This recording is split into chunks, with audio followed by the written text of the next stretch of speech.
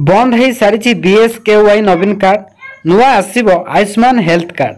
तबे बीएसकेवाई नवीन कार्ड बंद हैला परे आयुष्मान हेल्थ कार्ड केबेठारु अप्लाई हेई परिबो ताहा आमे आगो जानिबा। एथि सहित राज्यर सभापति मनमोहन सामलंक सूचना रहिछि जे बाहर रहुतबा 1.5 कोटी ओडियांक पई मध्य एई योजना लागू हेबो। बीएसकेवाई कार्ड रे सीमित सुविधा रहिछि ताहा बंद हेबो ओ आयुष्मान योजना आरंभ हेबाकू जाउछि। 5 लाख टंकार आयुष्मान योजना रे सुविधा मिली परिबो एवं एही योजना खूब शीघ्र ओडिशा रे लागू हेबो एवं ए आयुष्मान कार्ड बहुत सारा स्टेट रे चलीछि।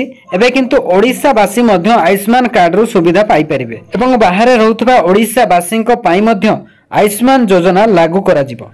और बीजेपी रो राज्य सभापति मनमोहन सामल सूचना दैछन्ति कि ए आयुष्मान कार्ड सारा राज्यर समस्त परिवार वर्ग सुविधार 5 लाख टंका पर्यंत मागणा रे राज्यर सरकारी डाक्तरखाना गुड़िकरू सुविधा पाई परिबे एवं ए आयुष्मान कार्ड जेबेठारु आरंभ हेबो समस्त परिवार वर्गक नाम रहिबो एवं ठीक जेमिति बीएसकेवाई नवीन कार्ड रे समस्त परिवार वर्गर नाम रहितिला ठीक सेमिति एही आयुष्मान कार्ड रे मध्य समस्त परिवार वर्गर नाम रहिबो एवं परिवार वर्गर काहार किछि देह खराब किंबा असुस्थता हेले सरकारी डाक्तरखाना रे ट्रीटमेंट समय रे एही कार्ड रो सुविधा पाई परिबे।